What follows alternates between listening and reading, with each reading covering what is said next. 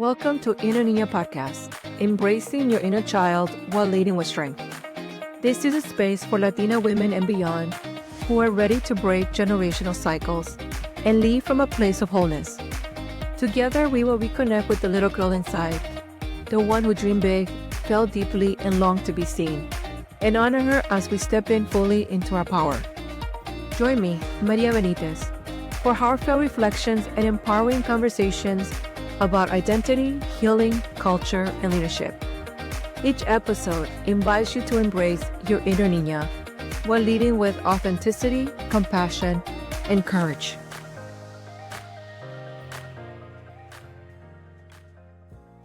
Welcome back to Inner Niña. Today we have a very special guest and the co-founder of MANA, a national Latina organization. Dr. Blandina, aka Bambi, Cardenas Flores, is a retired president of the University of Texas Pan American. She served 13 years on the U.S. Commission on Civil Rights, pioneer in bilingual education, and first Latina to serve as a professional staff on a presidential campaign. It is with great honor that I introduce her today, and thank you, Bambi, for supporting our Inner Niña journey. How are you today, beautiful? Well, I'm doing just great. For an 81-year-old woman who's lived a lot, I am in relatively good health. Feel very much loved and supported and appreciated and grateful for every day. Amen. And we're grateful to have you.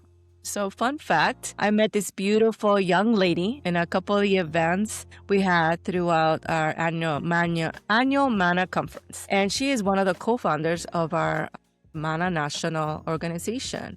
And I was very mesmerized when I heard her speak at one of the events. And I was like, wow, she's accomplished so much. She's been a trailblazer. And why didn't I know these stories? And I've been with the organization about 5 years now. And I was like, we need to have her story shared. And a lot of the hermanas do know the story.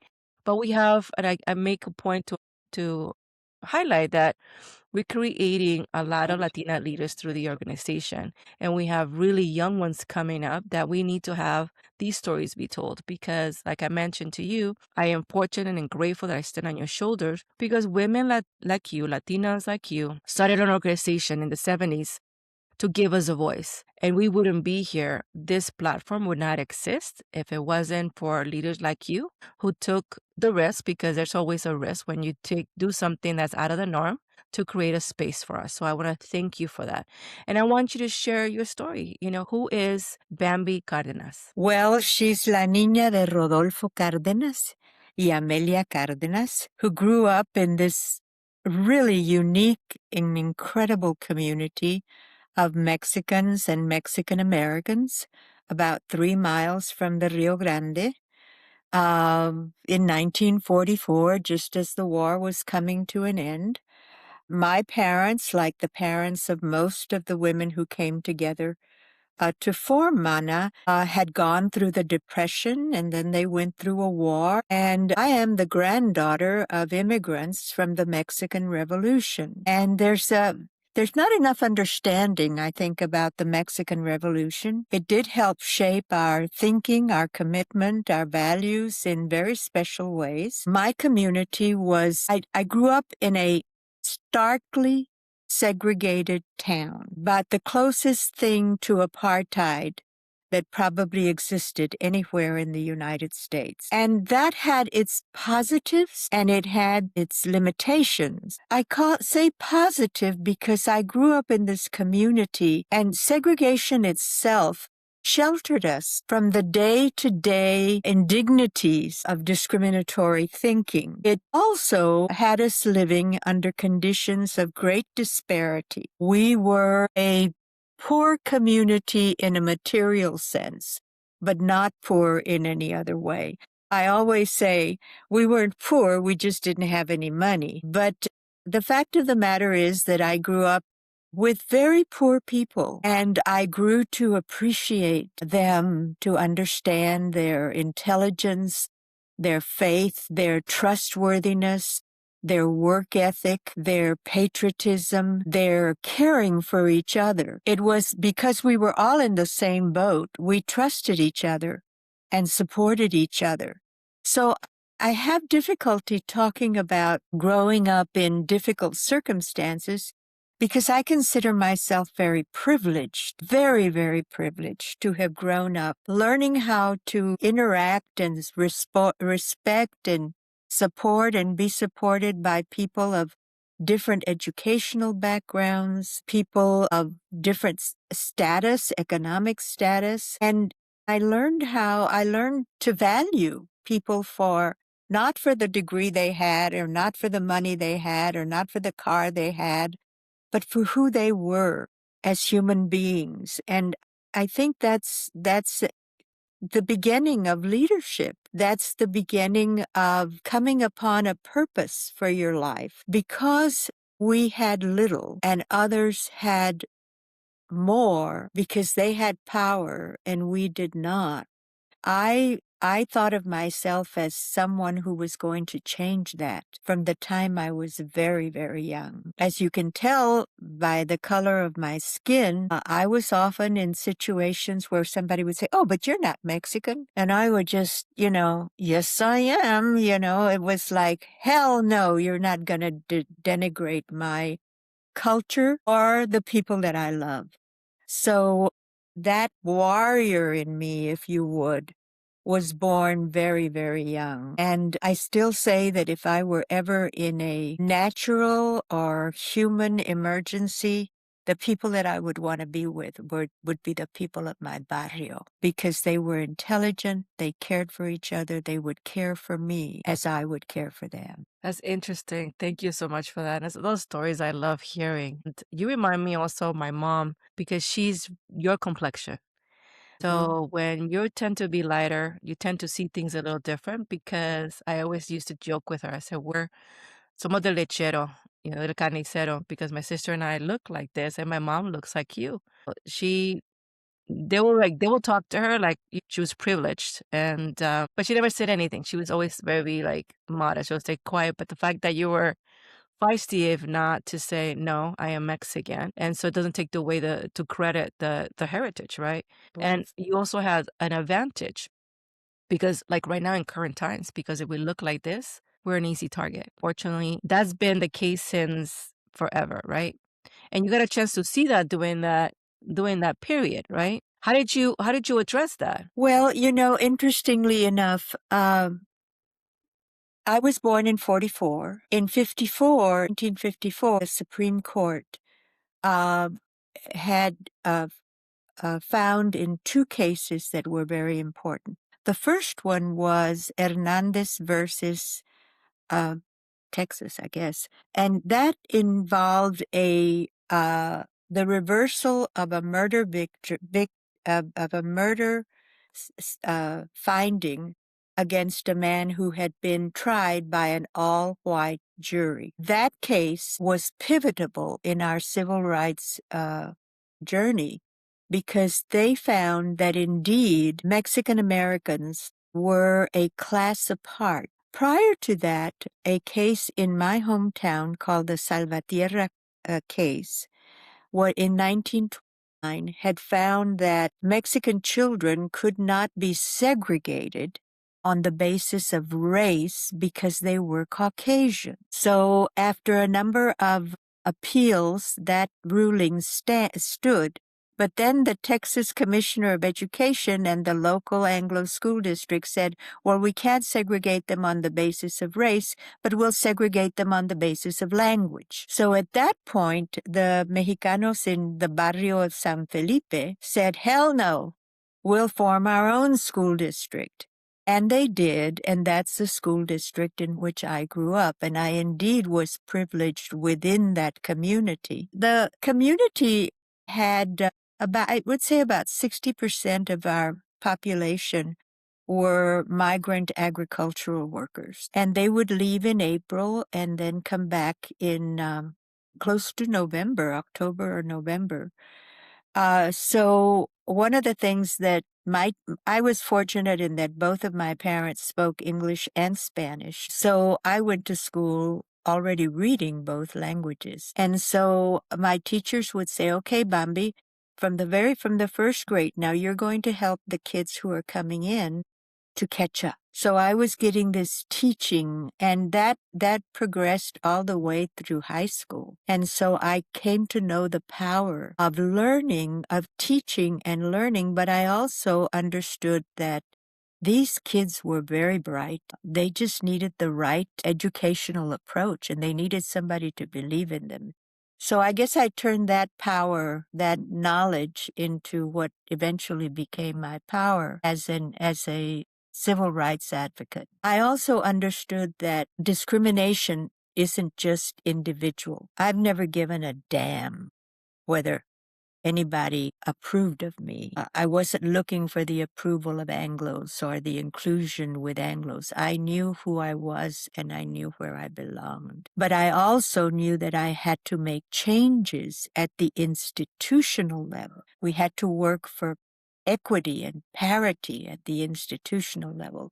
So that kind of became the focus of my life, my passion, my mission. And along the way, sometimes it's a matter of being in the right time at the right place. When I came into adulthood, professional maturity, we had the emergence of the Chicano movement, and that included activism on the streets, which was very important, but it also included a lot of activism in the courts, in the schools. I think one of the things, the most powerful things we did was to develop bilingual education. I think the heroes of our civil rights movement are all those teachers who started teaching in bilingual education rooms and were scorned very often. If they went into the teacher's lounge, they would get all kinds of pushback. Administrators weren't for it,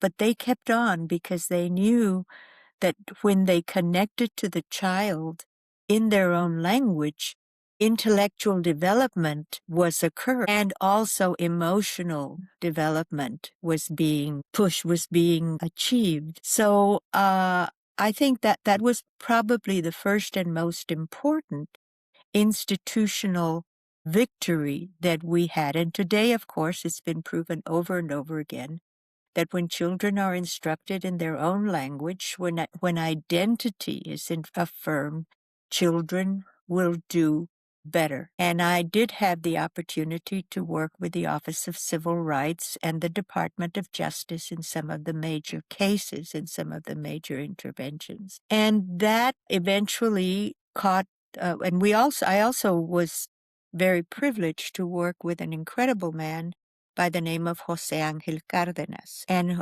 Dr. Cardenas was at the lab. We are not related, at least as far as we know, probably are if we go back far enough. And he was my big brother. I was 24 years old and he was a PhD and he was brilliant. And I was just, I would do anything to help him in his work and to advance. And he looked upon me as his little sister. People thought all sorts of things about our relationship, but the only thing that we had going was this passion, a common passion for kids and for equality. And he went to be a superintendent in a West Side school district in San Antonio, and I went with him. And I wrote, probably $25 million worth of grants and designed programs in bilingual early childhood education for kids with disabilities. We had a program of infant stimulation. We would pay juniors and seniors to go and play with 18-month-old kids so that they would be the seniors and juniors would be learning about child development, and the kids would be improving their language development, their motor development, etc. We're really, this is 1969. We were breaking through thinking about Mexican kids. And the whole issue of agricultural and migrant workers was very, very important to me because I had lived with kids who went off to los trabajos and then came back, and they struggled a little while, but once you got them going, they were brilliant. I think the story of the advancement of our migrant agricultural worker families, it should be written large in American history, because what they have accomplished is amazing. But when the movimiento started, the guys weren't very welcoming. Okay. Los vatos they wanted us to do all the work, but they weren't exactly willing to share in the leadership. In fact, across the board, the Mexicano community was not that welcoming of women taking leadership positions. One of my very best friend at the time was Rosie Castro, who is the mother of Julian and Joaquin Castro. And one of our state senators, there was a group of Mexicano politicos who met every week at a place called Karam's. And Joe Bernal, the senator, suggested to them that they invite us to join them because we were really smart and we had a lot to offer. Well, they rejected us because their wives would think that we were after them, in that way. And Rosie and I we literally rolled on the floor laughing to think that we would be interested in those old coots. Anyway, so what we did was we said, okay, we'll run our own campaign. And we actually talked this guy into running for office, and we got him into a runoff. So they realized that we had something, that we knew how to do politics. Anyway, at this school district, I began to gain some national attention for those programs. And I was invited by the University of Massachusetts to go be in their doctoral program. And after that, one of the things that we did while we were at Edgewood and we were working with the Office of Civil Rights and the Department of Justice, and there were some really important cases that came along, the men formed the National Educational Task Force de la Raza. And there were only 2 women who attended those meetings, and one was Marilucy Ulivari, later Marilucy Jaramillo, who had a PhD, and she was from New Mexico, and myself. And those were very interesting times. We included about half of the men, because they were all men. I would say we were about a third California, a third Texas, some from New Mexico, and a few from the East Coast. And we were meeting with all sorts of people. Randolph Hearst from the Hearst newspapers in California supported us for a while until his daughter Patty was kidnapped, and then he used all of his philanthropy to deal with that issue. But yeah, there were some spectacular people who won't go in the history books, but they were the real heroes of that time.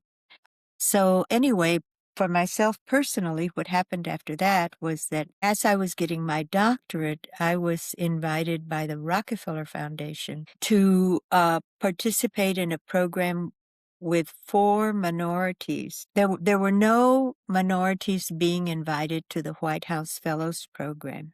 So the Rockefeller Foundation decided that they would pick 4 minorities who had already demonstrated leadership, and we would be given the equivalent of an experience as if we were White House Fellows. Walter Mondale had visited our programs in Edgewood, but I had a choice to go work for Ted Kennedy or to work for Mondale. I decided that I wanted to work for Mondale because he was really into children's programs and so into equity issues. So I did go, and that's when we started MANA. I'll Great. let you ask me questions because I tend to go on. I'm old. So. No, I'm gonna tell you like I tell our other co-founder Betty. This is a episode 1 of many because these stories are interesting. I have a lot of questions. You've seen so much in your life because every cycle, every year, there's something happening, and you've been able to witness and be part of so much. I have questions regarding the civil rights movement. You talk about the Chicano movement. 2 very big things that helped us in our Latino community. With the Chicano, it included Latinos in essence, right? Tell us, Yes. what was your biggest challenge being a Latina doing those 2 movements, civil rights movements and Chicano movements? What do you think were 2 of your biggest challenges? Well, first of all, I did a lot of things alone. So I came out of that, but it was lonely. Those 13 years on the Civil Rights Commission were hard. and I'll tell you that story in a minute. But I'll tell you another one that may also be interesting. I think it was about 1970 that I was invited to one of the first major conferences of the feminist movement. And it was a small group of people. And, they would be looking for a Latina. Okay. And I was one of the few whose name would pop up. So I got invited to a lot of things as a token. I know that. I was a token. But my father would say, you go be a token for 5 minutes and then you make it count.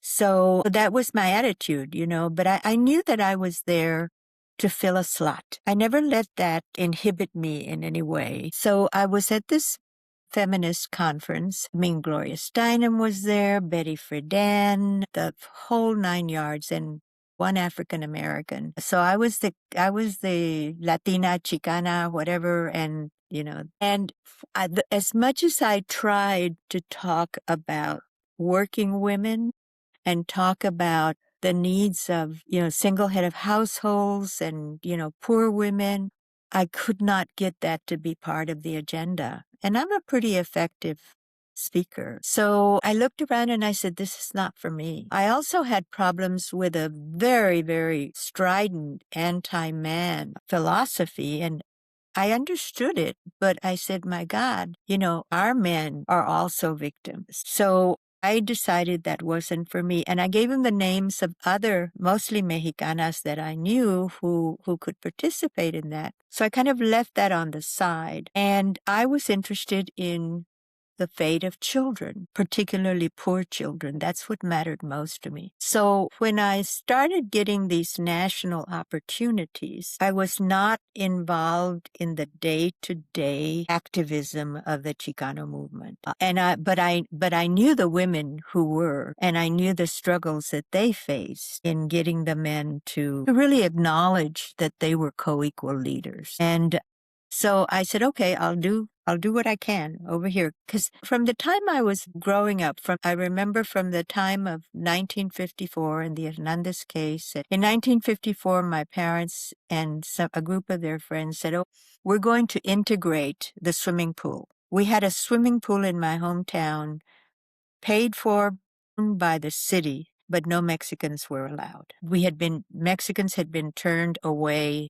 over the years, time and time again. And we also did not frequent the library. So my parents, with a few other parents, said, okay, we're going to integrate the swimming pool and the library. And Mom and Dad said, Mija, you're going to open doors so that others can walk through. And so I was, of course, completely moved by the discussions in my home and about what this represented. And we went to the swimming pool, and there was my mother, the superintendent's wife, and my teacher. And there were we were 4 in total. And we went to the swimming pool. We had no incidents. And then we decided we would go twice a week. And then the following few weeks, we invited others to go with us. And then within about 2 years, the swimming pool was integrated. In the library, the experience was that there was this wonderful librarian, Beth Bradley, and all she wanted was to have kids read books. And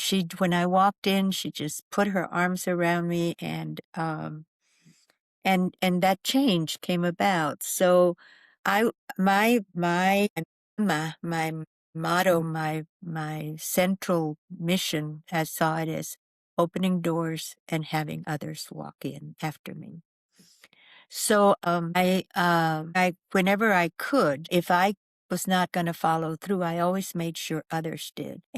But I was not into this feminist thing because it didn't feel that what I had experienced would meet the needs of my community. Well, after I got my doctorate, the Rockefeller Foundation did invite me to be part of this program, and I went to work for Fritz Mondale, and he was absolutely wonderful. Fritz Mondale, the senator from Minnesota, had been the son of a Methodist minister during the Depression.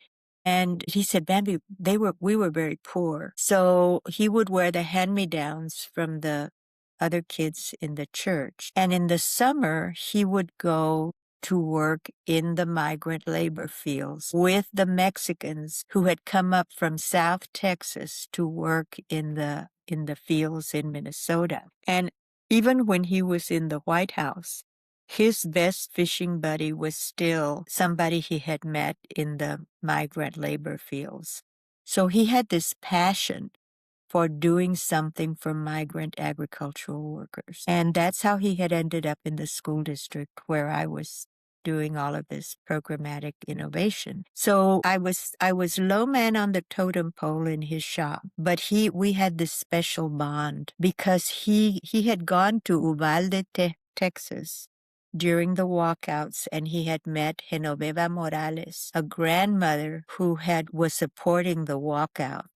And whenever he talked about Genoveva Morales, he would start crying. His tears would just well up. And I was the only one on his staff who could relate to that. So it created a special bond between us. And he would send me to St. Paul to work with the Mexican-American community, and I developed a lot of grants for them. I love the Minnesotans. They were just, I mean, as you could see now from their stance on immigration, they are very ethical people as a whole. So I was there a year, and at the end of the year, he said, I want you to stay on my staff. And I said, Senator, I really appreciate that, but my work is in Texas. I have a lot of work to do there. So I came home, and 2 years later, I got a call from he had been nominated by Jimmy Carter to be the vice presidential candidate. And I got a call from his chief of staff, and he said, Bambi, Fritz wants you on this campaign. And I said, okay. He says, how much money do you need? I said, well, I just bought a condo, and my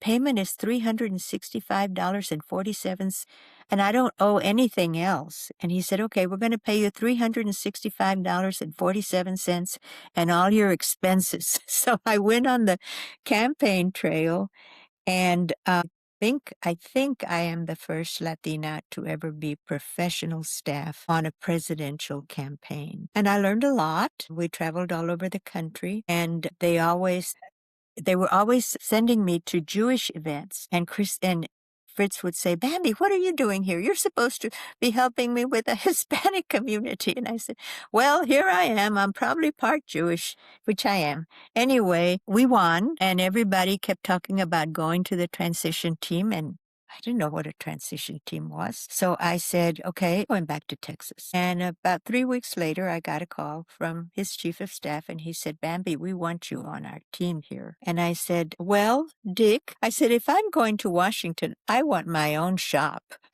Okay, talk about it. I was 32 years old, and I'm saying, I'm making demands without even talking. He says, oh, everybody wants that. So and so and so. I said, it's fine, Dick. I said, I understand that the senator has obligations. I have work to do here in Texas. So about a week later, he called and said, yes, Bambi, Fritz says you should be the director of the Office of Child Development, which is what I had asked for. And that, of course, then opened a lot of possibilities. And I had already met Betty and a few of the women in Washington, and I knew them. I knew many of them through their husbands. Betty was married to Manny Fierro, who was another hero. I mean, he was a complete hero of those days, and has not been appropriately recognized in my view.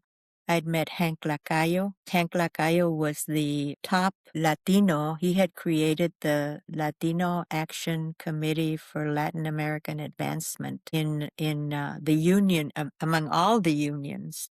But he was a UAW member. And Esteban Torres from Los Angeles and his wife Arce, who also joined us in the creation of MANA. Esteban had been the vice president of the UAW for all of Latin America. And that's another story that needs to be more widely known and understood. So I get appointed to be commissioner of the Administration for Children, Youth, and Families. And this was an appointment that required Senate confirmation. And I learned a lot about that process, and I tried to mentor other people who were going through it. But we were at the hearing, And my mother was there, the hearing where my appointment was going to be considered. And all of a sudden, all of the MANA members were sitting there with me. And all of a sudden, Charlene, whose last name I just forgot, comes in and she says, they appointed Esteban Torres to be ambassador to Nabisco. To Nabisco. He had been appointed to be the ambassador to UNESCO. You hear this loud roar from all these Latinas sitting there. Anyway, it had been a month before that we had, actually while I was with Mondale, that there were hearings going on in the NHEW around welfare reform. And I had gone to monitor them for Mondale. And they had invited Latino organizations to present testimony. And so the Latino organizations that were there were the National Council of La Raza, Project SER, the American GI Forum, LULAC, and I think Aspira, which was a Puerto Rican organization in New York. And all of the people presenting testimony were men. And the legislation on welfare reform was looking at mostly women raising their children alone. So while they did a decent job, I didn't think they did a well enough job to present the story and to certainly represent the needs of women. So that's when Betty and I began talking about it, because I think Manny was also in the hearings. And we began talking about but present at that same hearing were the National Council of Negro Women, several of African American women's organizations. The African American women were presenting their points of view. Our testimony was all male led. So we decided that we were going to convene a group of women and form an organization that could represent the Latina point of view. And what we did was we immediately created a letterhead. And we didn't have bylaws. We weren't incorporated. We didn't have officers. We didn't have anything, but we had a letterhead. And we made the letterhead known to the different departments. And within a week, we were being invited to present testimony at different organizations. So that was the genesis of that organization. Then we went through about a year of really searching our souls about what both Betty and I were not. We were not organizational people, I hated bylaws. I like dictatorships, I wanted everybody to do what I said. Anyway, fortunately, we had some sane people in the group, and they kept saying, well, we need bylaws. Okay. But for about a year and a half, we met and we did everything by consensus. And we talked about what we wanted to be and what we didn't want to be. And one of the things we did not want to be was to be another organization con un tapón, where somebody, takes the power and hangs on to it for 25 years and there's no new leadership. And we wanted to be a leadership development organization. And there were beginning to emerge organizations in the country. I think by about that time, I was probably addressing 5 to 10 women's conferences a year all over the country. And so that was bubbling up from the ground up, and we didn't want to compete with that activity. We wanted for that bubble of leadership to emerge.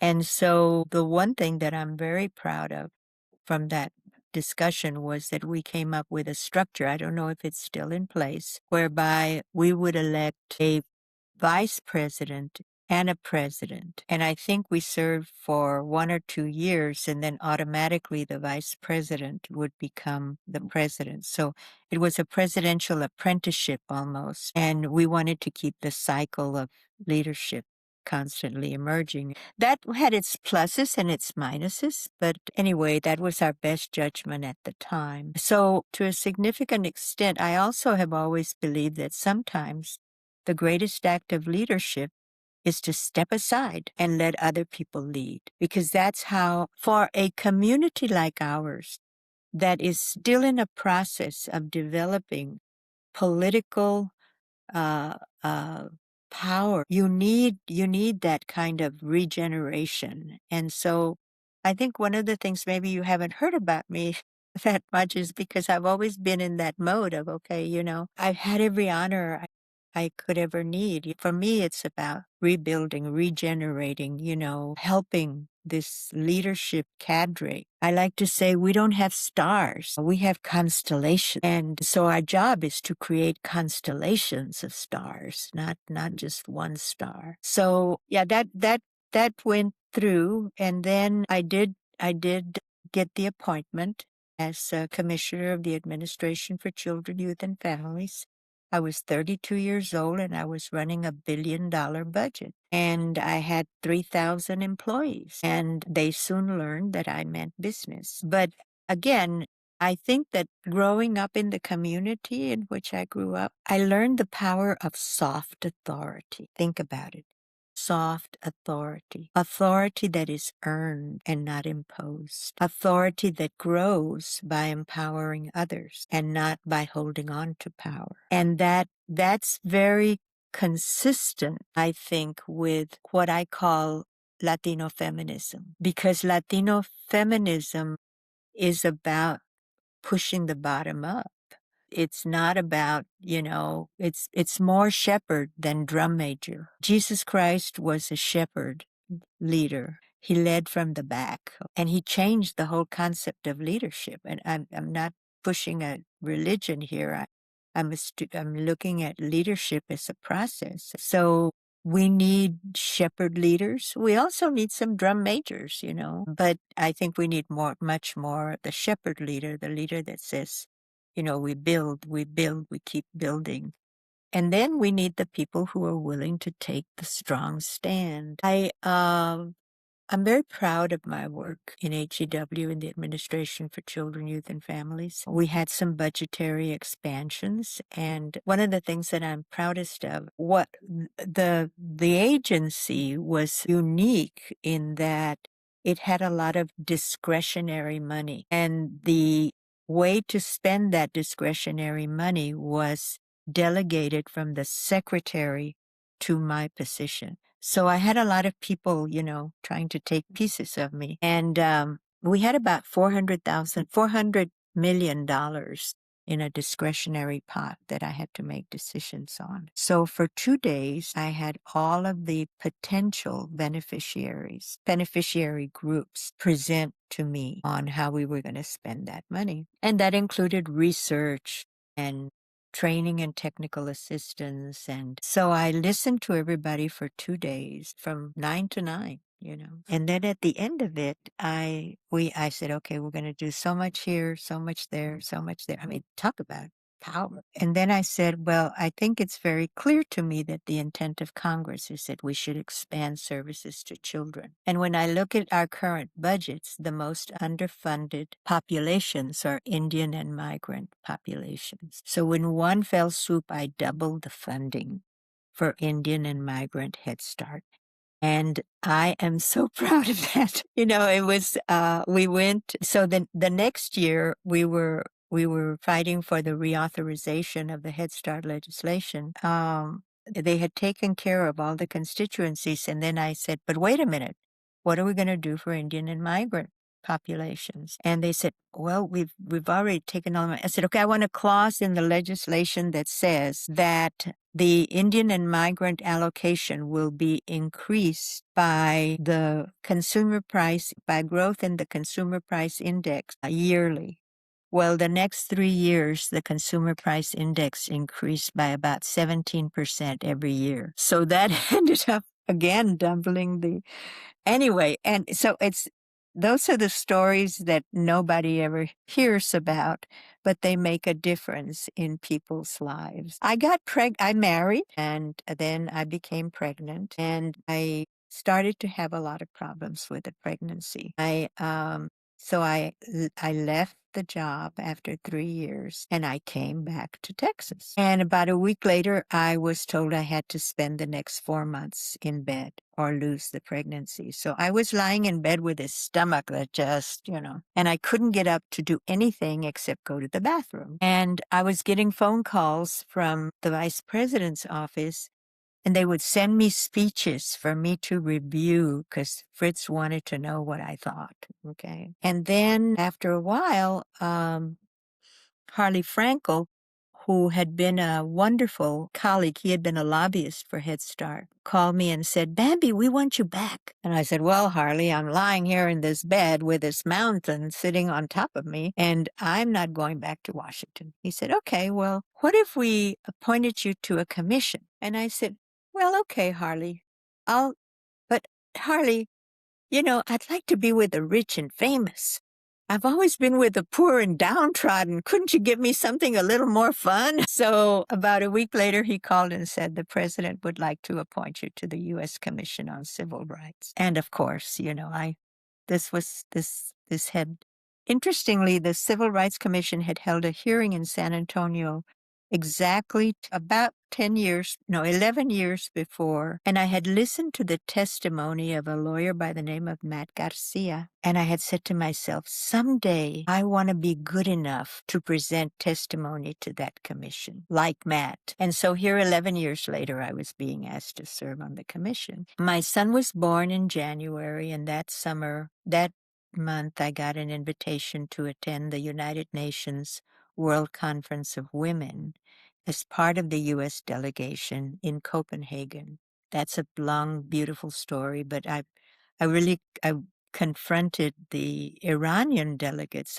Iran had our hostages, the 21 or 27 hostages, and they were fanatics. I mean, it was just really rough trying to deal with them. And I also had a run-in with the Cuban delegation, a woman from the Cuban delegation who just it was a very interesting experience all the way around. Puerto Rican nun by the name of Sorines, I'm really bad with names now. Anyway, Sorisolina Ferre, an absolute angel of a woman. And the first night that we were there, we said, we got to do something useful here. So we translated the speech of the chief of the American delegation into Spanish. And the next morning we went and delivered it to every single Latin American delegation.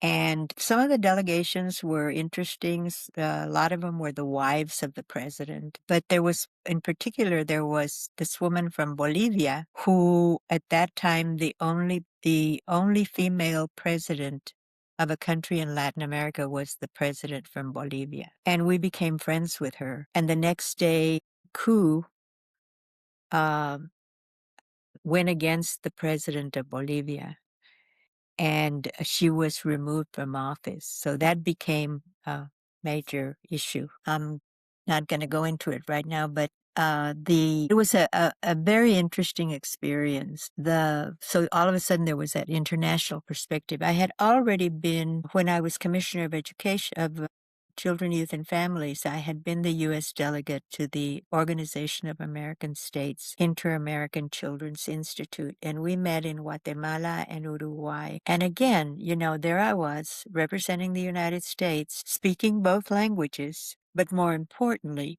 understanding and being able to assess the different cognitive frameworks, the different ways of thinking between the North Americans, the Central Americans, the Northern Latin Americans, and then the Cono Sur. And there was, for example, the people from Cono Sur, which was Argentina, Uruguay, Paraguay, Southern Chile, were very philosophical. That you could never get them to pinpoint anything. They would go into these big discussions about philosophy, forever and ever. Very European. The North Americans, the Canadians, to some extent, the Mexicans and the U.S. delegates were very outcome oriented. So they wanted objectives, they wanted numerical goals, all of this. And then got to do this, and tenemos que tenemos que tomar en cuenta los muchos intereses, they were very contextual. And I'm sitting there and I can see it and I was abridged. I was the representative of the US, but I was abridged not only in language, but in cultural styles of viewing the context. And then I was also the US delegate to the Early Childhood Education Committee of the organization that had been created to implement the Marshall Plan in Europe after World War II, and we were meeting in Paris. And here what was interesting was that we had the Mediterranean, who were very much like the Cono Sur people. We had the Scandinavians and the English and the French, and then the Germans. So you had all of these different perspectives. And again, this was a time when everything was blowing up in the Middle East. And we had there was a Scandinavian, I don't remember who it was, who was the head of the UN, who was trying to intervene in the Middle East. And I remember thinking to myself, there's no compatibility, there's no understanding of the worldview of one group of people versus another. And because I was experiencing that in this committee. And again, because I was American, but Mexican, and I had grown up in a Mexican community, and I had learned both languages. And I have to tell you that my family was snobbish about our Spanish. We were very proud of our Spanish, and we were not allowed to mix languages. Okay. No, y así no se dice, all of this. I really came to appreciate the value. First of all, I could bridge it. I understood that. And I understood that we as a people could be that kind of bridge everywhere we went, wherever we were, whether we were in business or whatever. So I never saw us as anything but people who brought assets to the table. And I think I continue to believe that. And I believe it more and more every day. When I think about people I have known who are very clearly with a Mayan influence in their DNA, excuse me, they are brilliant, They are so much smarter than I, but we've got to figure out how to bridge that intelligence into, first of all, for it to be seen and understood, and then to lay out the ways in which it can be utilized.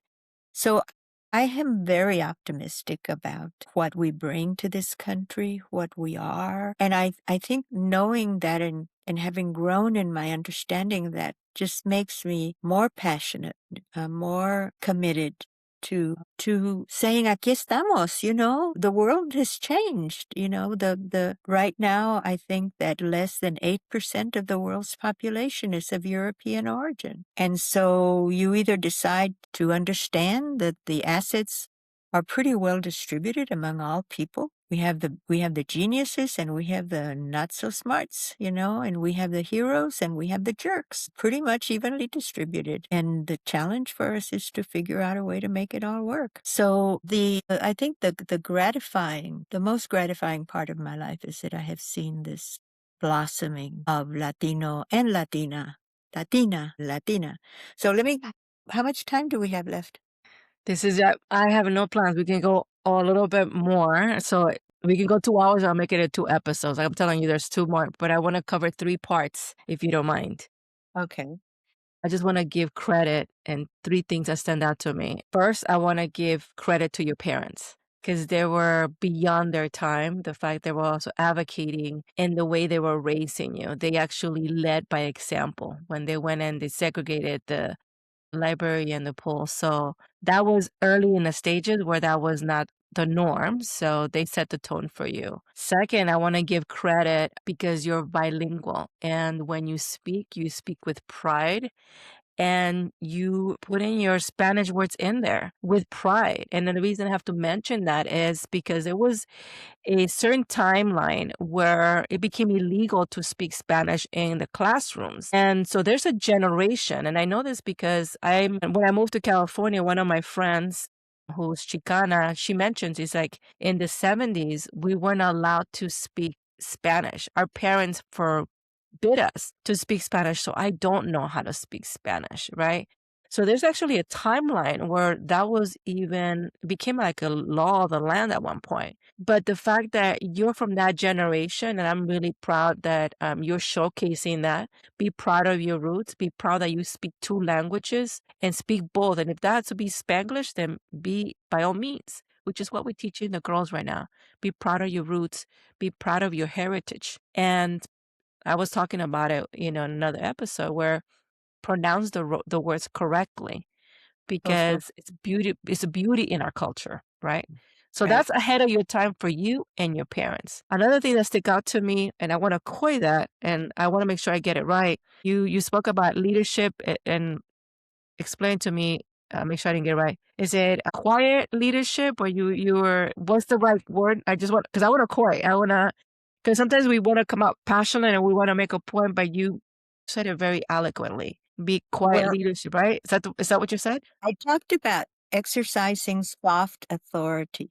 Self authority. I'm writing it down, Bambi. Okay, because you don't have to, especially with our people, we are so relational. We are a relational culture. The worst thing you could say about somebody in my community when I was growing up is, tiene muy feos modos, Los modos cuentan. Cómo tratas a la gente cuenta. Refleja en ti, no en la gente que estás tratando mal. Así es que tener esa habilidad de elevar, de afirmar, de apoyar a otra persona. It's learned, but it's also absorbed. And I know that I'm very privileged to have grown up in that time and in that time of gentle, where we treated each other gently, and that isn't happening anymore. But we can make it happen. My son used to say, Mother, do you have to speak to everybody? When we were living in Washington, because wherever I saw a Latino, whether he was the attendant at a parking garage or whatever, I have always taken the time to speak to them. ¿Y de dónde eres, mijo? ¿Y cuándo llegaste? ¿Y cómo te va? It's, I didn't, and this may sound egotistical, but I knew that I had power. I had authority. I was driving a fancy car. And at that moment of uplifting that person, not in a condescending way, but in a, I'm interested in you, I care about you kind of thing. That was my responsibility. It's my responsibility to encourage other Latinos. It's my responsibility to say, we are one. That's not doesn't come from a position that you have, although we do understand that, somebody who's wearing a whole, expensive jewelry and stuff like that, they you know, they've already made it to a certain extent. But it's that that's one form of soft authority. The other is when you're leading an organization. You don't bring about change by giving orders. You bring about change by creating a culture that is a culture of common purpose. And then you get people to focus on betterment, on improvement. And then you recognize and you support and you celebrate the good things that people do. That's a kind of soft authority that where everybody wins. And yeah, I've had my detractors. We all have. I mean, I've had some, golpes fuertes. Pero I know who. I'm at peace with the way I have done things. And I'm at peace with mi granito de arena, um, has improved things somewhat. And Thank you for that, actually. You actually set the tone. I just want to say a couple of things because you went through so much in the movement and you were not only a female of influence, you were the first Latina in a very specific role of influence. Being a minority in more ways than one, what can you say was one of your biggest challenges? Because sometimes when we have a certain responsibility and we're trying to be vocal or create opportunities for those around us, we become like a target or become like almost like public enemy number one for those that want to suppress whatever we're trying to move forward. What was one of those things that you had to overcome during that time? I know there were Well, probably many, but what is there one were, that stands but out? I want to specifically talk about this one because this one had to do with me, how I saw myself. And it was a very specific day. I was at HEW. We were in a very large policy meeting with the secretary of HEW.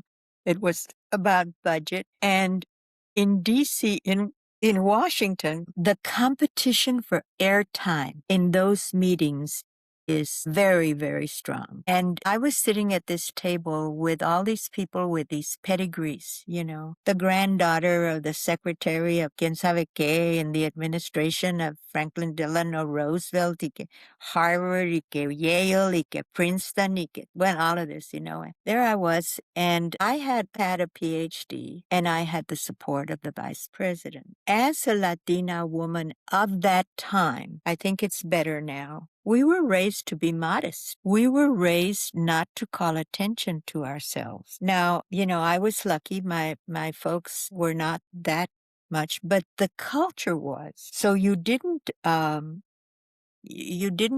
intrude, whether you were a man or a woman. Mexicanos in particular do not intrude themselves into conversation. We can be loud and, andamos entre nos, pero no nos metemos. And so I was sitting there at this conference, this meeting, and then I was walking back to my office and I said, they're eating my lunch. And I knew that I was more credentialed than they were. I said, okay, so how am I going to intrude myself into these conversations and still be true to who I am? Okay? Because I was not going to be this aggressive, loudmouth, rude, maleducada, I wasn't going to do that. So how could I do it and still be true to myself? So I started rehearsing some lines. And the most effective one that I came up with, because I was in this field of families and children and, welfare and education and everything, I said, it went like this. It said, well, in my experience, working with poor families on the west side of San Antonio, blah, blah, blah, blah, blah, blah, blah. Whatever it was I wanted to push. Nobody around the table could say anything close to that. They had never had any experience working with poor families anywhere, okay? So my intrusion had integrity for me, and it had integrity within the context of the questions we were facing. I remember a few weeks later, I was giving testimony before a congressional committee. Most people think that all congressmen are, smart, but they're not, okay? They run the gamut, from basically politicians who knew how to, they do know human relations. Okay. So I was sitting there at the table, and it was a hearing on child mental health. And sitting next to me was the dean of the Harvard School of Mental Health. And that had been his former position. Now he was the head of NIMH or something like that. And I'm sitting next to him, and he comes and he gives his testimony, and he's got statistics and all this stuff. And the congressmen were going like this. So then I had a testimony prepared, and I just put it aside, and I said, well, in my experience, working with poor families on the west side of San Antonio. And all of a sudden they all woke up.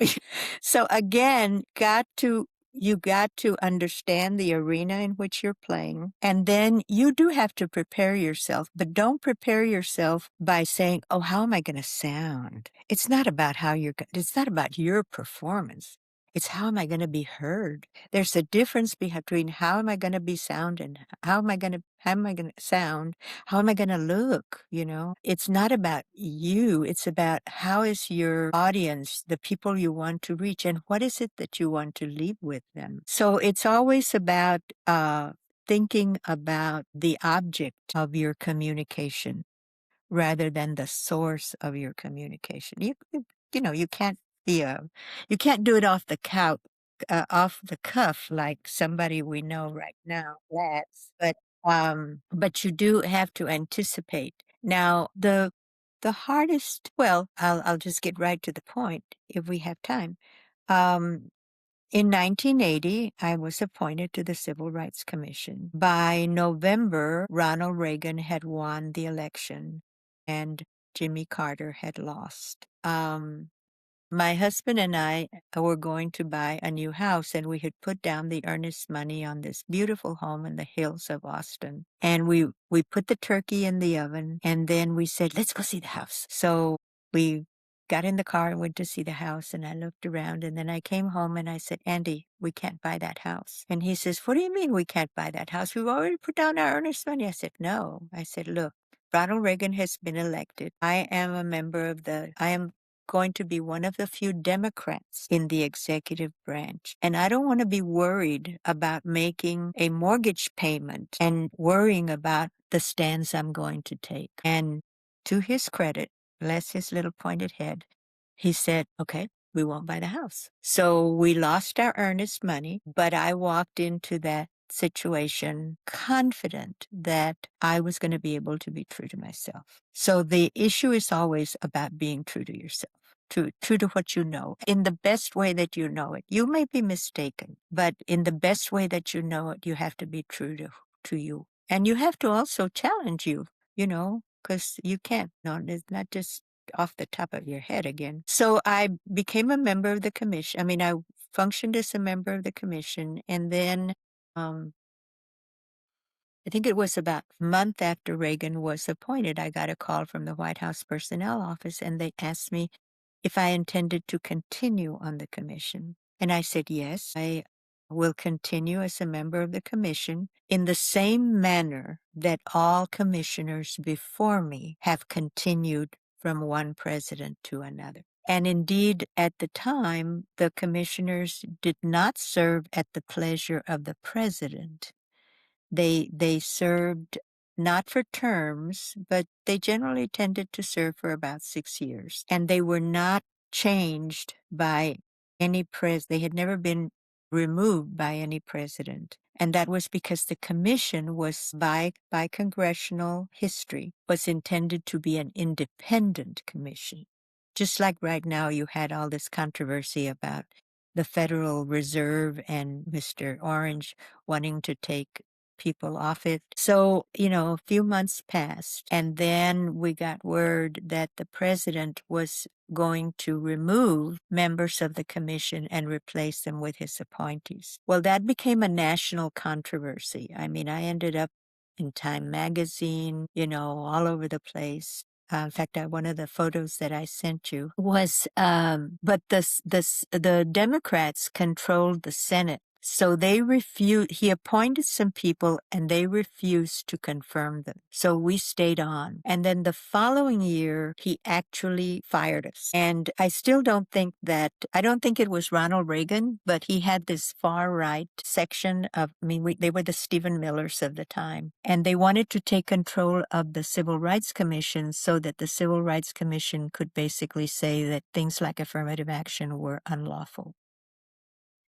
So this went on back and forth, and the Congress then, I guess it was 2 years after, because there was a midterm election and the Congress changed. So Reagan removed the appointees he was trying to appoint, who were two of them at least were dubious in terms of their records. And then this time he appointed 3 who were like superstars. They were solid credentials. And again, the Senate resisted and resisted and resisted. So then he finally, it was my birthday, and I got a phone call about 7 o'clock in the morning, and it was the White House Personnel Office, and they were calling me to tell me that the president had removed me from office effective 5 o'clock that afternoon. Mary Berry, who is a fantastic constitutional lawyer, had researched, and the Supreme Court had on 3 different occasions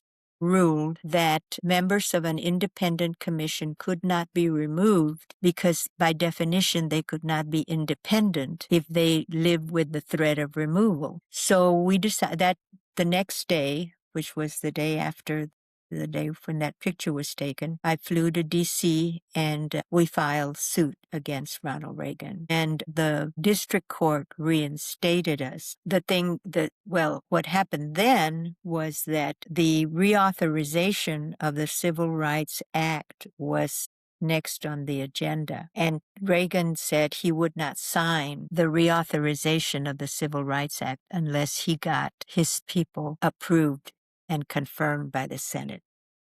So you can imagine the kind of turmoil. So then Lloyd Bentsen, who was the chair of the committee that would consider this, Lloyd Bentsen was a senator from Texas, and he came up with a compromise that the president would appoint 4 and the Congress would appoint 4. And by definition, the commission had to have 4 Democrats and 4 Republicans. So the commission was reconstituted. I ended up as the representative of the United States Senate. And for the next 10 years, it was pure hell because we had 2 votes and they had 6. And so what we decided was that we would just block. And we blocked any study of anything that we thought they would use against civil rights.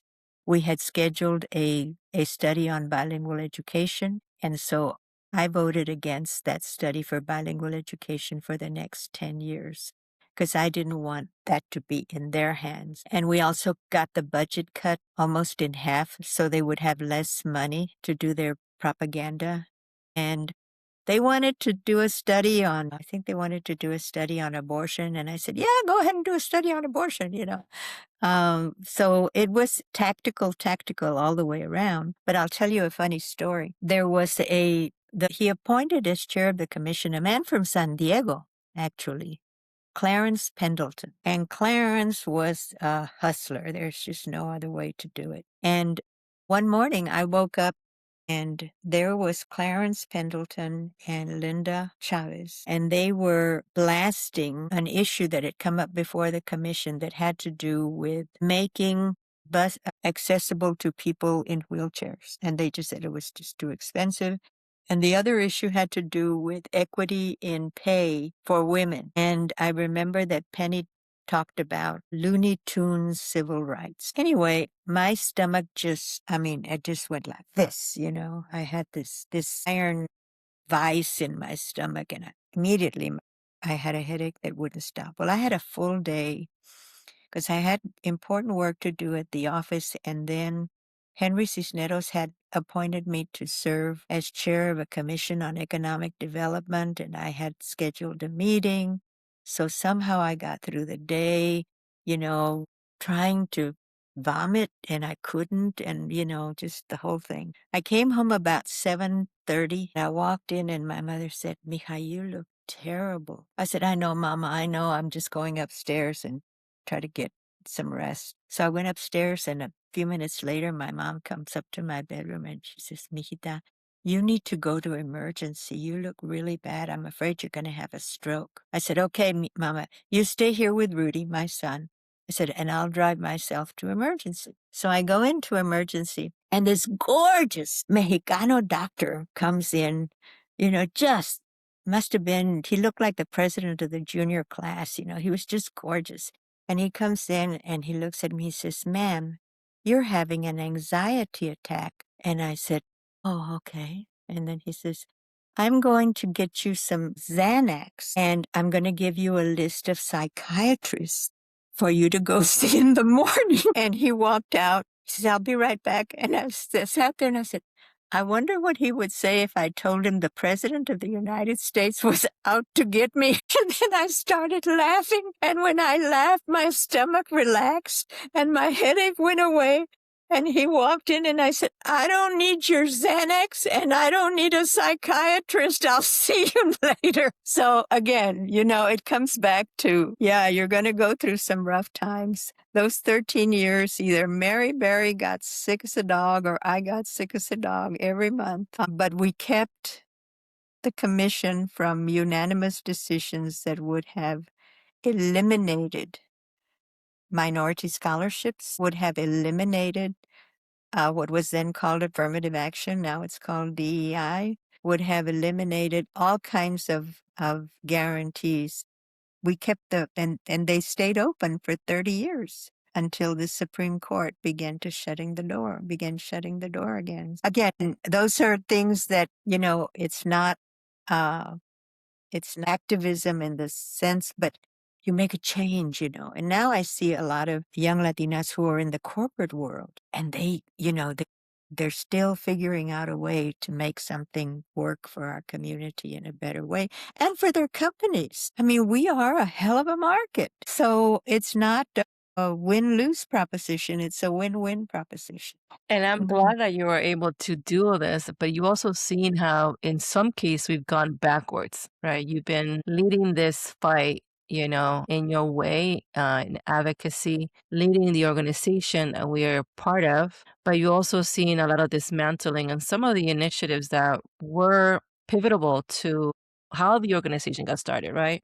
You talk about affirmative action, DEI. We're having to watch how we say DEI because of current political climate. That's right now it's a target. Equal pay. We're still fighting for that because we have not broken even. We still, I believe, I was talking to Betty, was 52 for women and 32 cents for Latinas. We're like anywhere from 52 cents to a dollar to 47 cents to a dollar. So, here we are. We still have to fight for this stuff. But it's important that now we have a group of more women, more Latinas, organizing, just like we have MANA. We have other nonprofits, Latina-led organizations that are uniting their voices to try to kind of break those battles that we still have to fight today, right? And that wouldn't have happened without you and other women starting this fight years ago. And being in the center of all that was very, very important. That's an interesting story. When I saw the picture and I saw, I'm like, and you put the little caption, I'm like, I need to know more about this story. What do you mean you sue Ronald Reagan and why? And why? Because look at what's going on. And I don't want to get too much political, but the current person sitting in office has all these lawsuits because he's going out against everybody that doesn't agree with his plan. It's not even an agenda. It's just whatever comes up that moment, right?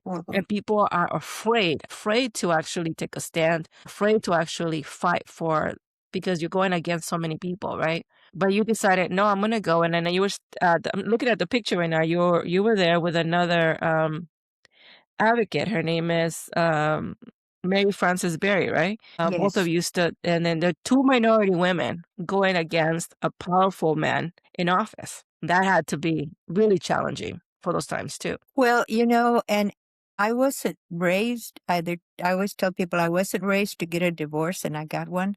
And I wasn't raised to sue the President of the United States, but you do what you have to do. And it's, this is the worst of times. I spent the last week just agonizing over the president we have and the danger he is to the world. But it's also the best of times for us. And I'll tell you why. A lot of times, the most difficult things we were dealing with were our own community, who were not open to the idea of rocking the boat, especially if they'd gotten a little bit ahead. They didn't want to rock the boat. We were a minority, and we had very limited stratum of people with either the educational or financial resources to fight.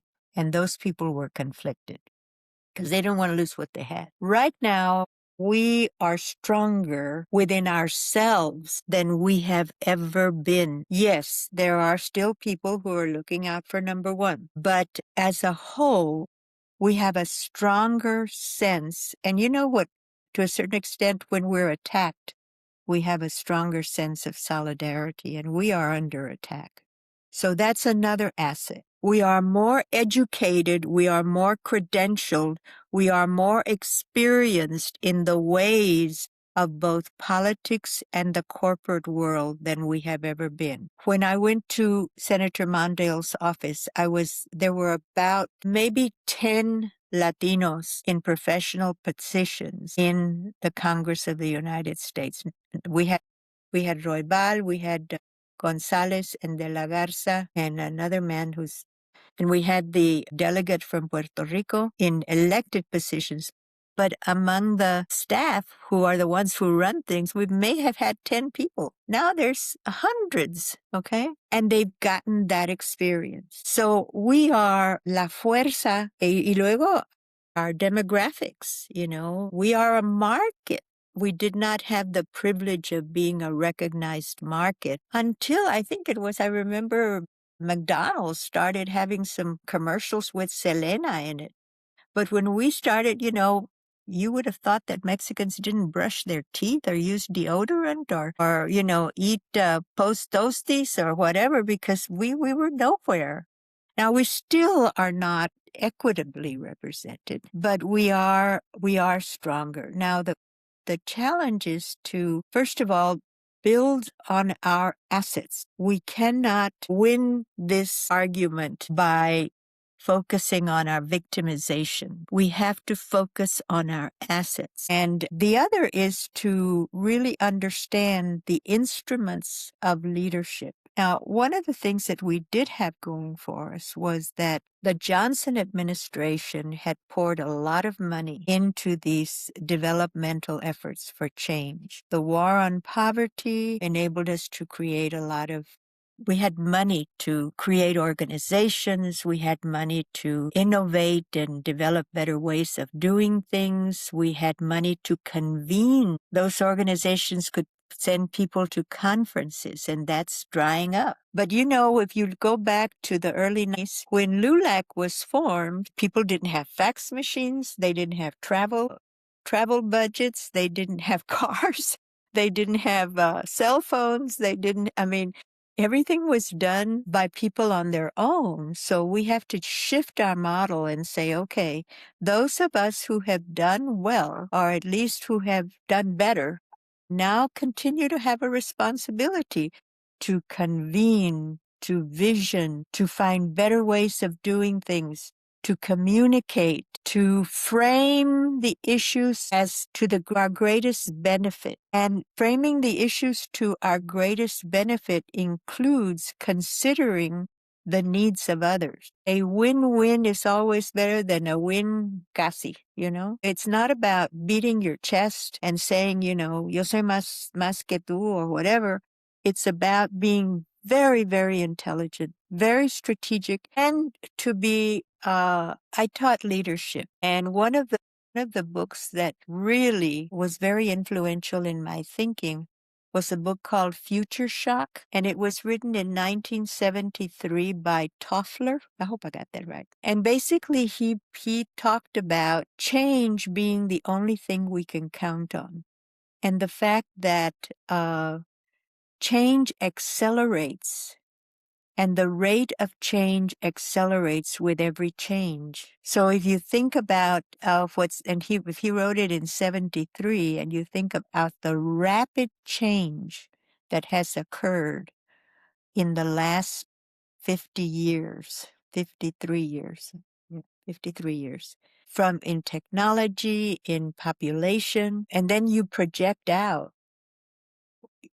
If you're 30 years old right now, project what the rate of change and the changes that are coming in that period. And one of the big changes is the demographic change. Not all change is good, but you have to understand that it will come. And what worked in education, what worked in voting rights, what worked in 53 years ago, we may have to take another look at it. I continue to believe that education is our salvation, and that our intellectual capacity is far superior. And it's not, I mean, I was blessed with a family where we read early, where my parents were bilingual, and a school that just did the thing about our school district was that it was committed to all kids, not just to La Cremita. You know, if I think about the achievements, you could walk in an all Mexicano barrio. You could walk 2 blocks in any direction from my home on an unpaved street with a septic tank.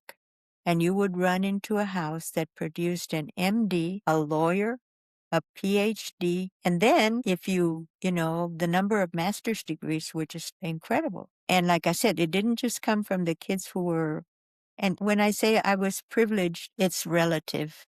I mean, most people would look at me and say I was poor, but relatively I was privileged with some other things. And so I fundamentally believe that the sky's the limit. In Austin, I had a housekeeper. She had 3 kids, and damn, those kids were sharp. I just saw them developing, and she was sharp. At 10 years before, she had been living on a mountaintop close to Dolores Hidalgo. They had no floor, no running water. They had to walk down a hill for an hour in order to get to a place where they could take a bus to go into Dolores Hidalgo to see a physician. And here she was in Austin, Texas. And in 10 years, she had managed to learn how to navigate all the systems, okay? She had put her kids into school and they were thriving, and she had gone to different programs where they taught her different things. I remember she'd come and she said, Mari, I would get on Best Buy and I said, yo lo compro y luego tú me lo puedes pagar así en abonos. And so we've got to, I know that strength is there. You have to believe in it. You have to believe in that strength. The young lady that did the inner child. Oh my God, And I fundamentally believe in the first generation immigrants across American history. It's the first generation immigrant who has pushed through and done incredible things. And my son had an incredibly privileged childhood. He's a wonderful young man. He's socially conscious. He was a National Merit Scholar. He's traveled all over. He's incredible, but doesn't have the drive, if you would, the same kind of hunger. No tiene ni el hambre ni las ganas, que tiene el inmigrante que apenas llegó. And I'm certain his contributions to the world will be are wonderful and will be. But it's the first generation immigrant, often the first generation immigrant living with a single mother who through those barriers. And that's my hope and my belief. And didn't tell you about how I did become a feminist, but we can do it now, or I can do it on another recording. Keep talking. Part of it I've been sharing with my hermanas. I was telling them I'm getting you guys' stories, and they're like, please get it, because we need to get these on record. And so please keep talking. But before you share that story, so don't say it. But I want to give credit because you mentioned I shared with Bambi when I was trying to invite her and get her attention, because I know she's on high demand, but she's the mama of the hermanahood. And I said, I want to have you in our podcast. So I sent her the episode of our youngest board member, Stephanie Guerrero. Stephanie, I'm giving you a plug and give you credit because I'm super proud of her. She is part of the Hermanitas program. She's 18 years old, and she actually participated in a pilot where the president at that time, Venus Molina, who was part of the first cohort of Hermanitas when she was an Hermanita, and she is now a city official. I mean, she's a baddie, but she's like, I want the Hermanitas' voice to be represented. And so we created, actually, she was the mind behind it, if I'm not mistaken, to put an Hermanitas in part of the executive board. So whatever we were discussing, their voice will be heard. And so she can go back to the hermanitas, and the information was not coming from las viejas or las señoras de la organización, right? Because when you're at that age, you don't want to pay attention. And it was really well because it helped develop. If you heard the episode, she's only 18, she's an advocate, and she's now part of another nonprofit. And you cannot be in a table full of incredible Latina leaders and not be influenced and molded and be like, I can do that. I'm going to do that. And she's doing it at a very young level. So I'm like, let me hear this story because you're part of this. You kind of set the tone. And look, she's 18 years old and she is an immigrant. Her parents are housekeepers, or actually the janitorial services. And at a very young age, she talks about how she witnessed discrimination and now she's fighting for civil rights. She's out there protesting for civil rights and she's only 18. So that's the story she was sharing right now. And I just want to make sure that whoever's listening, if you get a chance, go back and hear her episode because it's incredible. She's only 18 years old. So I wanna stop there. So I'm interested in knowing how you became a feminist because I consider myself a feminist, but I might be a feminist in a different way. I want to learn from you what that means to you. Well, another very influential part of my life was my dad's oldest brother, mi tío Melchor, and his wife, Rosa Kersain de Cardenas, and they lived in Mexico City. And I do want to say that traveling to Mexico played a very important role in my development because my self-concept was strengthened. You know, we lived on the border. The border was not the most attractive part of Mexico. But when we traveled into the interior and we lived the beauty of Mexico, as I'm sure the same thing can be said of El Salvador, you know, the physical beauty of the country and then the historical beauty of the country. And when we traveled to Mexico City, well, I mean, there was nothing in my little town that could compare to not only the architecture, the museums, the culture, all of that. I mean, it was so affirming. And I would urge anybody who is Latin American to take your children back and let them feel the riches of their roots because it does something to you. It was like putting armor around me that nobody could penetrate. You know, the manners of our people. I mean, I think we do have to insist on manners. Besar a los viejitos, you know, saludar, agradecer. Esas cosas son fundamentales a lo que somos. And it makes for better discipline too. It pays off in so many ways. Mi tío Melchor had left Del Rio in 1918 when his mother died. He first went. Now he was ojos verdes, you know, guapísimo. He went to the oil fields in Oklahoma. A very, very smart man.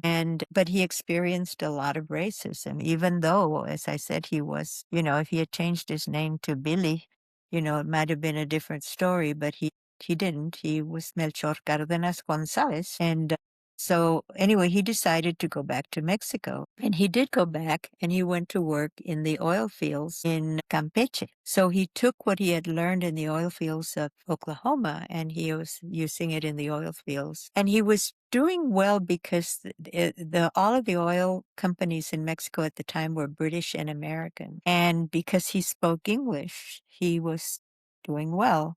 But he really hated the way they treated the Mexican obreros. So he became a union organizer and he would go to all the oil fields and he would get any box or anything and stand up and start, you know, preaching to the obreros to become part of un sindicato. And it got to the point that the British and American oil companies had a bounty on him and they wanted to capture him. And so he finally escaped with the British and American oil company police shooting at him. And he escaped on horseback and went into the mountains and lived with the Indians for 2 years. Finally, got Cardenas was president. This was about 1935. And he sent for him for the signing of the first labor contract between the Mexican oil workers and the British and American oil company. So he came down for the signing. And then he stayed and he began to advance in Mexican politics. And he ended up with a very brilliant and successful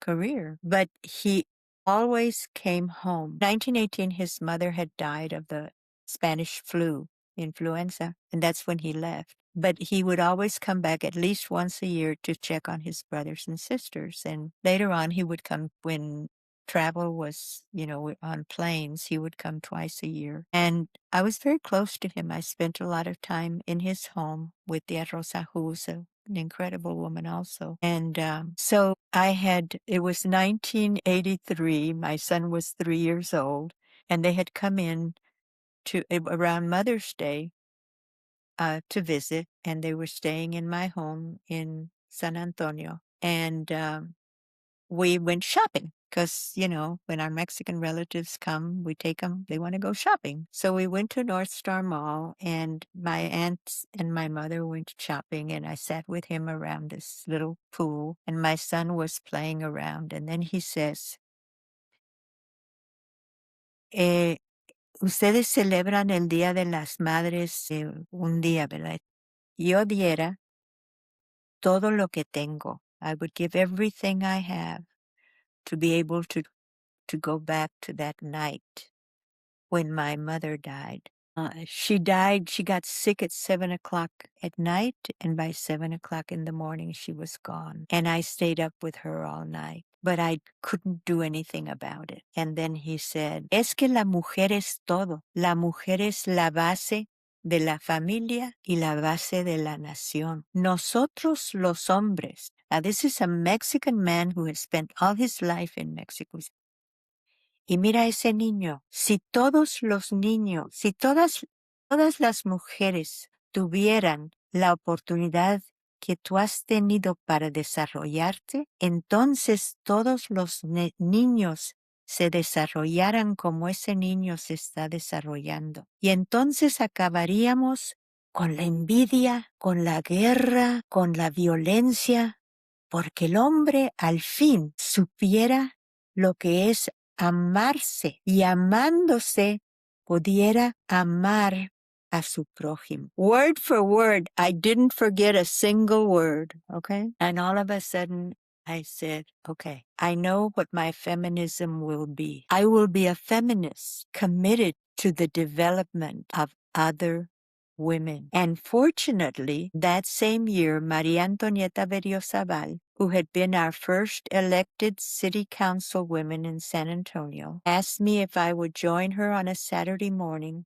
to help plan a meeting, a conference that we would call Hispanas Unidas. And we sat there at her kitchen with a yellow legal pad and spelled out everything we wanted that conference to be. And we wanted it to reach every single socioeconomic strata. And we thought that with her as a city councilwoman and with me and the recognition that I had already achieved, that we could do it. And then we wanted it to be driven by the particular talents of women in the community. So we had Marta Tijerina, who was the reporter for the Spanish language radio station. She was heading up our communications. We had Maria's sister was doing all of the accounting. Gloria Rodriguez, who was the founder of Avance, a spectacular dual generation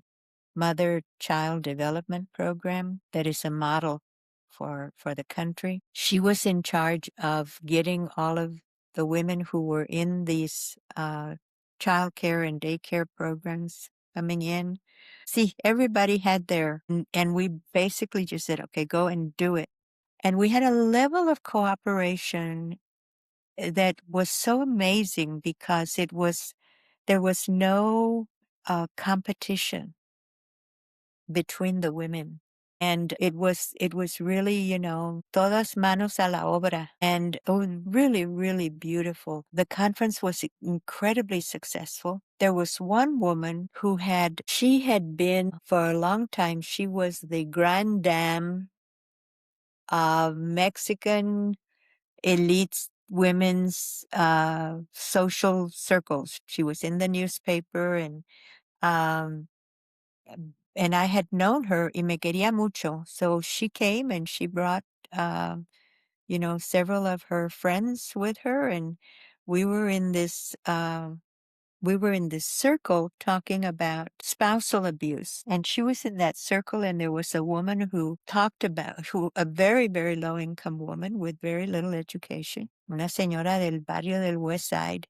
And she was talking about her husband's abuse, and this woman was talking about her husband's abuse. And at the end, I mean, when it was all over, they walked out together. And there was another woman who just educated me. She had been living in Mexico. Her husband was living here. And we had a long conversation about how she had grown independent in Mexico because he was here. She had to make the decisions over there.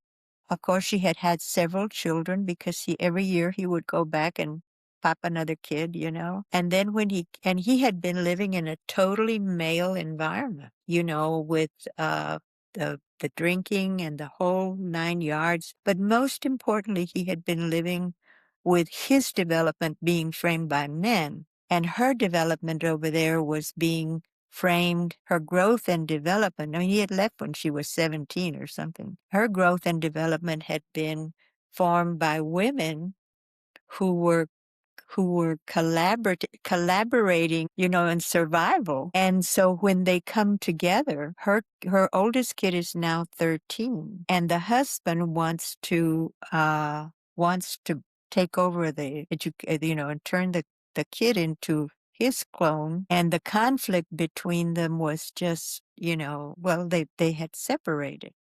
Fortunately, he hadn't been beating her. It was all of a sudden I understood the process, not only of immigration, but the reunification of families and all that they had to cope with. And that wouldn't have happened. That doesn't happen by us sitting in a university classroom or by us. You have to go in and create relationships of trust across our journeys, because my journey is now 16 years old. My journey into this country began in 1910, and her journey is in a very different context. But in that process, what I realized was that we as Latina feminists we think about our feminism in terms of a community responsibility and not just personal advancement. In fact, we're willing to even, or at least those of my generation who created Hispanas Unidas, we're not going to step on another Latina to advance ourselves. And I do see that now breaking down among the more recent generation of Latinas. Not everybody is saying we're in it to advance each other. We're trying to figure out how to re-energize that ethic.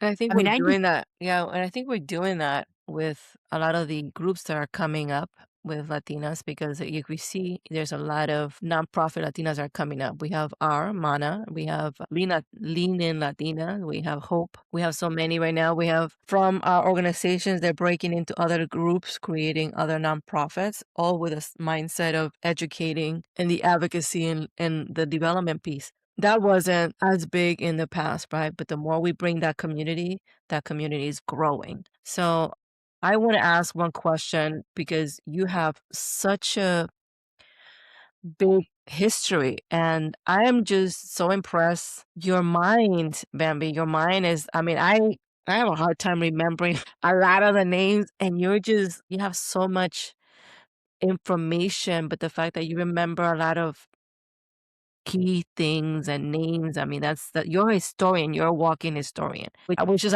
why I'm loving this conversation. And I'm gonna, if you don't mind, I wanna do a follow-up. But I'm gonna reach out to some of my hermanas to see. I'm gonna ask them questions as to what they want me to ask you, because I want to make sure that your history, we share that history with the rest. So I'm gonna do a little bit of a polling to get some of the questions. So when we meet again, I have the questions so you can give us some of the answers. You have a big legacy. Or like I said, we stand on your shoulders right now. If you had to say what you wish your legacy to be, what you want to be remembered, what would that be to you? You know, I've been asked to write my memoir so many times, and it's really hard because where do you begin? But I've been taking a class, and I guess it's just that I did my part. You know, I did my best. I tried very hard to grow the bench. That's it. It's wherever you are. If you're a secretary, if you're a nurse, if you're a administrator, anytime. From the minute you step in there, think about growing the bench because we need the bench of leaders and of people. Their population grows so fast. We cannot possibly expect to do it all. You know, you've got to fax yourself, make fax copies of what and when you're in when you have positional power, then you can help to grow the bench. When I went to be president of UTPA, I said, okay, the process of becoming a president is lengthy and it is filled with traps and it takes a whole range of decisions to get to that. So I said, okay, I had 8 colleges. I said I'm going to appoint 4 Latino deans who I believe have both the skill and the character and the commitment to make this journey. And out of the 4, only one has gotten through. And I'm very proud to say that he is Hector Ochoa, who was the provost at San Diego State under your wonderful president. And he came to me at UTPA he was at A&M, a more prestigious university. And he came to me, he said, Bambi, and he was from the Rio Grande Valley, and he said, I want to help you. I want to help my people here in the Rio Grande Valley. So we hired him as a department chair. Within a year, he had cleaned it up and set it up on a bright, with all the administrative strength that it could have. And actually, a few months later, the college, we had a deanship opening, and the college selected him almost unanimously to become the dean. And I sent him off to every program I could. I said, okay, you're going to become a president. And then every step along the way, every decision he made, we had a close family relationship. He was from a very special family that I love very much. So he used me. He was very good at being a mentee, and I poured all of myself into being a mentor. And eventually he ended up under Adela, president of San Diego State, and she took right over. And he's now the president of Texas A&M San Antonio during a time that it's very hard to be a president in Texas right now. Totally committed to the kids. You have to give a damn. If you don't give a damn, you shouldn't even be in the position. But so, yeah, it's you have a responsibility to build the bench. And I like to think I built the bench every time I could. You did. You did. I just want to say that um, your trajectory helped us start this organization. I want to share like what I mentioned to Betty, the other co-founder. Like, I'm glad that you had a little group of brave Latinas back in then that said we need to start this organization. We're nationwide. We are committed to continue growing the organization because we're building leaders at a very young age, and we're continuing to do that. Like I mentioned, the organization, the chapters are doing a great job because they focus on education. As you mentioned, you educate a Latina, you're basically taking care of the entire family. So education is number one. We have advocacy and leadership development because we don't stop learning as we grow older. We have to continue. So we're continue that growth within the organization. That's part of your legacy. And I have to say that none of this, me being here, this platform will be possible without you and the founders because I wouldn't be part of Mana. I would have been introduced to the incredible women that I admire, that inspire me on a daily basis, and that continue to inspire me to do more and learn more. So I just want to make sure that we continue your legacy going, and part of it is kind of recording your story, so your voice as we continue to grow up, the next generation can continue learning the why they're here, who made this possible, and it was possible because women like you who led the way for us. So this is part of your legacy. I just hope we continue to make you proud. And so here we are. San Diego makes all of the Mana presidents proud. And we had spectacular, presidents for a long time. I just want you to feel completely free to use this in any way that it is useful. And just drop me a note. Tell me how you're doing it. Yeah, I don't have to, just go for it. And thank you to San Diego Mana for doing such wonderful things that you've done. They're great. I'm part of National right now, and but I joined the Mana San Diego, and I've learned a lot when I started. And I was like, why didn't I know about this organization sooner? It was my first question. I was introduced by my then employer, who I got an email from one of my then bosses, like, I think you might be interested in this organization. And boy, was he right. As after that, I started talking. I called, how can I get involved? And from there, and I'm like, this is it. And the more I started learning about the things that the organization was doing, how long they've been around, and the more every time I go to conferences, I learn more. And I'm like, I want to be more involved. I want to learn more. I want to do. And I'm like, I'm trying to pass the torch because there's so many that need this guidance, this mentorship, right? So we're going to continue growing. I'm manifesting it. I'm wishing it because I do believe the work that these incredible women are doing is making a difference. And just like I'm having you, I mentioned Venus Molina because she was actually hermanita, and she's very involved in the organization, past president. So she was part of that and came back. And that's one of the things that's really big about the organization, that the hermanitas come back full circle and they become mentors. They become part of the board and committees. And we're just going to continue growing. And so I'm sharing this with the chapters. I do promote it because people need to know how we started, the why and who. And they see Mana, and I want to make sure they put a face behind it. And I have pictures, I have videos every time we meet because just like you captivate me with your stories, I know that others are going to be captivated as well. So I appreciate you so much.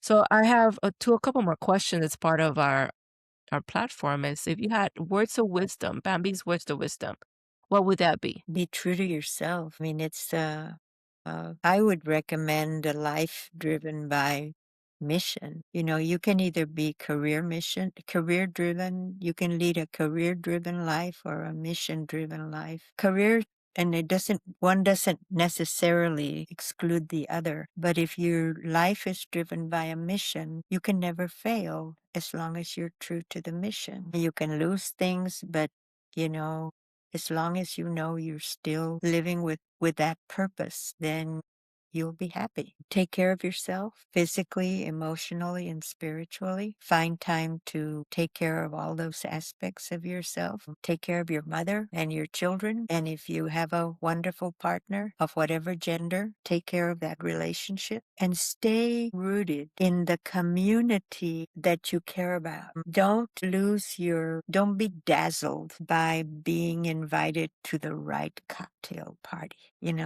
That's baloney. That's vanity. You can go to a fancy thing because if it's going to advance your mission, pero no te hagas ilusiones, que that has real value. I think that when you equate that being in the right circles with success, you've lost the game. I guess that's what I would say. It's great words of wisdom, and you literally have paved the way. So there's a lot of people that have been influenced and have the lives of the lives that you changed because of the work that you've done through your career. And we're grateful for that. Now, this platform, like I mentioned, Inner Niña, is because we're all part of a healing journey, and I tell the guests and people that ask me, no matter where we at in our life, whatever shell of us, version of us we're currently in, there's still a little Niña inside of us that is longing for something, whether it's love, understood, is healing some kind of trauma, right?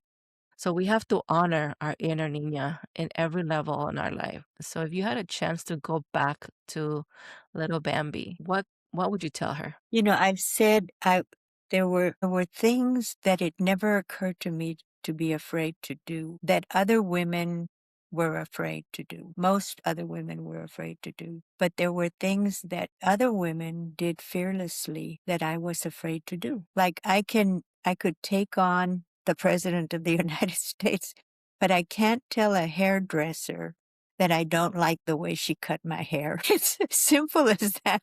And I don't know if it's fear or if I just don't like to hurt other people's feelings. And I guess if y me trago las cosas, and I haven't ever evaluated whether that to what extent that might have hurt me. And so you got to figure out a way to no tragarte las cosas que te duelen. I really, as a child, I really had just an abundance of love. And I was never, I think the worst thing that my father ever said was, I'm so disappointed in a C in deport. I would get a report card with all A's and then a C in deportment because I couldn't shut up. And when my daddy said I was so disappointed, it was like, oh my God. My mother might have given me a swat in the fanny a few times, and I think that that's the way I raised my son. But at one point, he was in a really bad shape, and we got some counseling. It was about the time of my divorce, and the counselor said, "You never taught him how to get angry, and anger that is not expressed becomes depression." So I decided that I would make up stories about getting angry because I don't really get angry. It's get determined, but it's not particularly in my personal life. So this brave warrior, okay, over here wasn't necessarily a brave warrior in her personal life. So I guess that I would encourage la Bambi, porque yo no era Bambi, yo era, I think at one point I felt so blessed in so many ways that I felt like I didn't have a right to be angry. Well, things didn't turn out so bad, but maybe I would have been helped emotionally more if I had learned how to get angry. Great words. Well, I'm glad that you were blessed with so much and you use those blessings to help others. It has been your superpower and your gift, and I am beyond grateful for that. I'm also grateful for the time you've given us today in sharing your wonderful stories. I want to continue having this conversation because I'm learning so much. I want to thank you. I want to thank you for your time. And I want to thank our listeners for making time for me and listening to us and making space for me. This is Maria Benitez, and this is our journey together. Until next time, thank you. Thank you, Bambi. God bless. Bye-bye. Bye.